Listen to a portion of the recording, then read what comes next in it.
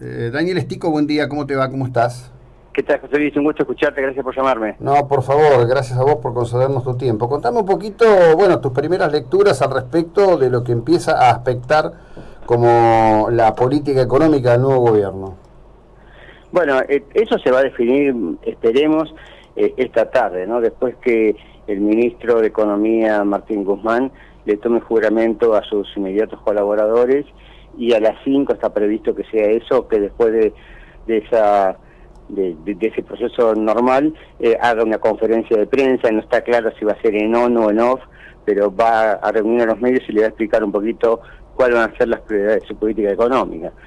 Ahora, el presidente ayer dio algunas pautas, ¿no? Obviamente el hambre cero, el dar créditos baratos, el mejorar los ingresos de los sectores vulnerables, pero no dijo mucho sobre cómo va a financiar ese proceso. Solo al final dijo se va a convocar al acuerdo económico social, a empresarios, sindicatos, bancos, etcétera, del propio Estado, para discutir quiénes pueden poner, porque acá se trata de poner, pero en ningún momento hizo referencia a que el gobierno nacional, el Estado, iba a mejorar la eficiencia del gasto público y bajar el gasto, y entonces todo el esfuerzo va a caer de nuevo en un aumento de la presión tributaria. Ahora, ¿cómo va a ser repartida esa carga? Y uno la intuye, pero todavía no fue explicitado, ¿no?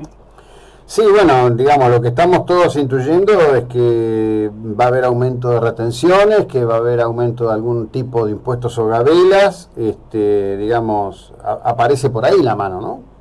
Claramente, y cuando aparece el aumento de las retenciones al campo, sobre todo al sector pampeano, la economía que está, digamos, a menos de 500 kilómetros de los puertos, que es la que tiene mayor productividad, etcétera, si le pones más impuestos con estos precios que tenemos, porque hoy la soja está bien por debajo de los $400, está más cerca de 320, 330, que de los 500, 550 que tuvo hace 10 años, poner un impuesto adicional a esa producción agropecuaria, que es la que tiene la mayor capacidad de respuesta, es decirle al campo, invierta lo mínimo necesario para subsistir, pero no produzca más porque te lo voy a confiscar.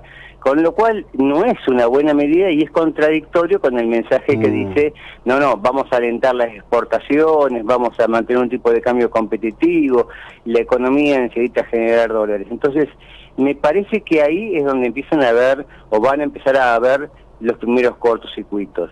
Segundo, no dijo nada sobre si va a restituir el IVA a los alimentos que el gobierno anterior, por la emergencia después de las PASO, eliminó para los alimentos esenciales, si lo va a restablecer o lo va a dejar en cero. ¿Cuánto tiene que ser el impuesto a los bienes personales? Vos sabés, José Luis, que es un impuesto que suena muy lindo, como el impuesto a la renta financiera, tiene adhesión popular, etcétera, pero a la hora de los vicios, cuando vas a cobrar, se ingresan 2,50 pesos. Lo mismo ayer con el mensaje que tuvo un golpe de efecto importante y se levantó toda la Asamblea Legislativa cuando dijo que van a usar los fondos reservados para combatir el hambre. ¿Sabes cuánto es el presupuesto de la AFI, la Agencia de Inteligencia del Estado? Son 3.500 millones de pesos. Y Alberto Fernández dice que hay 15 millones de personas que tienen hambre en la Argentina, que están en extrema vulnerabilidad, que para mí es una exageración supina, pero después lo podemos discutir.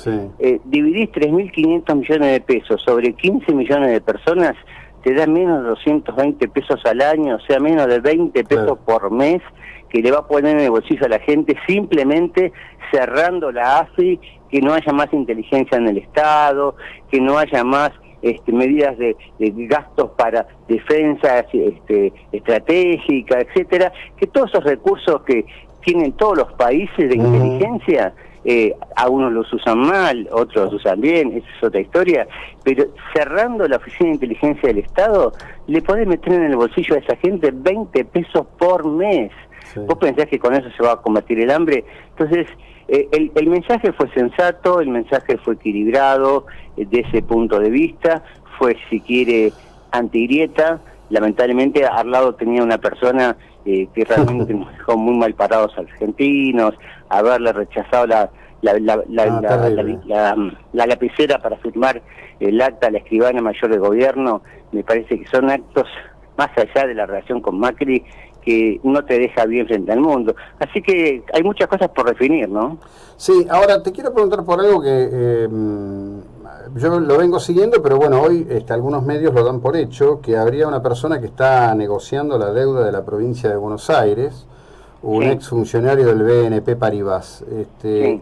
La primera pregunta que se me ocurre es, primero, ¿cómo lo designaron? Porque no eran autoridad. En segundo lugar, no creo que el caballero vaya a trabajar en esto pro bono o, digamos, con un gesto patriótico de renunciamiento al respecto de sus intereses. ¿Cómo es posible que haya un privado renegociando la deuda de la provincia de Buenos Aires? En particular se habla de 725 millones de dólares, sin que esté contenido en un marco institucional apropiado.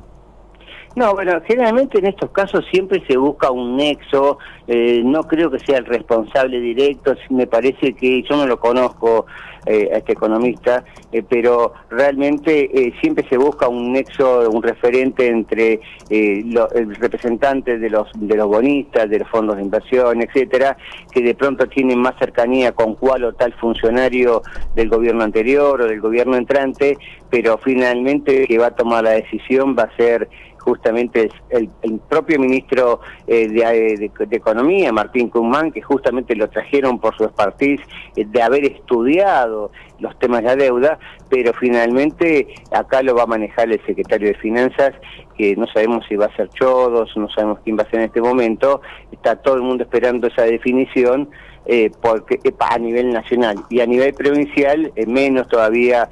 No sé quién va a manejar eso en la provincia de Buenos Aires, a quién va a designar Axel Kicillof.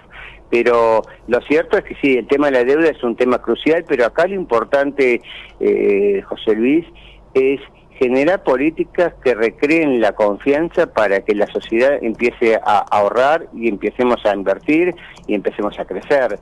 El presidente dijo también ayer muy lindo, vamos a impulsar el crédito de las entidades no bancarias.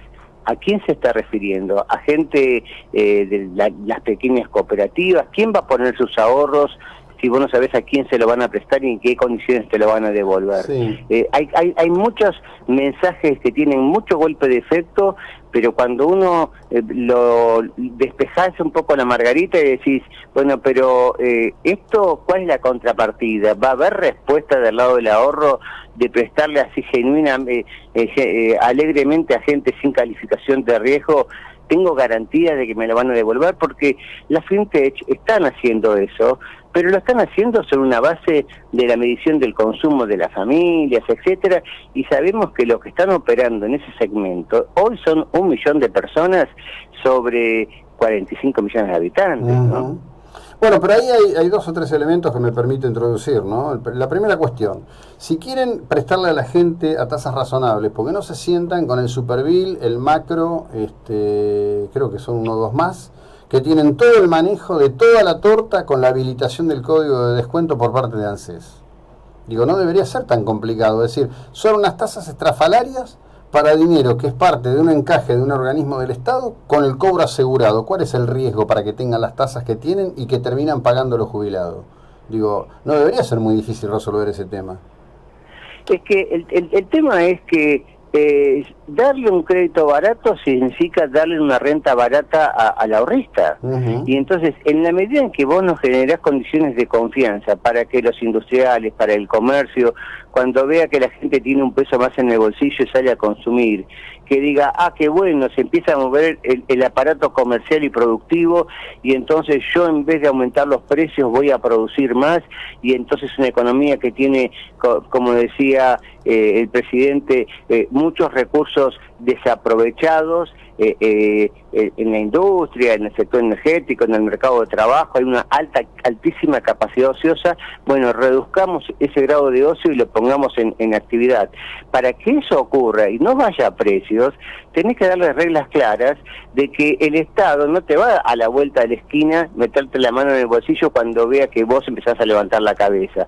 Ahora, vos escuchás a los gobernadores y te dicen, uy, no, yo por la inflación, por la devaluación, por la crisis internacional, por la baja de los precios de las materias primas, por la crisis de Brasil, por el conflicto comercial Estados Unidos-China, etcétera, etcétera, estoy vendiendo menos y si vos me vas a poner un impuesto, yo voy a tener que aumentar los impuestos, o sí, digo bien, van a tener que aumentar los impuestos. Entonces están pidiendo suspendeme la baja de ingresos brutos, entonces lo que hay que despejar en la Argentina es la variable de ajuste no va a ser más meterle la mano en el bolsillo a la gente, sino en tratar de que la gente que tiene ahorros los vuelque al sistema productivo, los vuelque al ahorro para que eso vaya a la producción y al consumo. Pero el gobierno en ese aspecto todavía no ha dado ninguna señal de tranquilidad, de que diga, che, vení que ahora la Argentina te va a dar una oportunidad para que tu ahorro te rinda y no tengas que estar fugándote capitales, comprando dólares que te dan... Claro, lo que ocurre, yo estaba mirando hoy temprano, te voy a cerrar con esto, porque en verdad lo vi muy temprano y no lo puedo creer, pero ayer el actual ministro de la Hacienda alemana salió con un planteo en el sentido de decir que tienen un acuerdo entre 13 naciones que integran la Unión Europea para poner una tasa impositiva sobre las operaciones de compra-venta de acciones de empresas a partir de un determinado nivel, ¿no? Se está extendiendo en el mundo este tipo de criterio.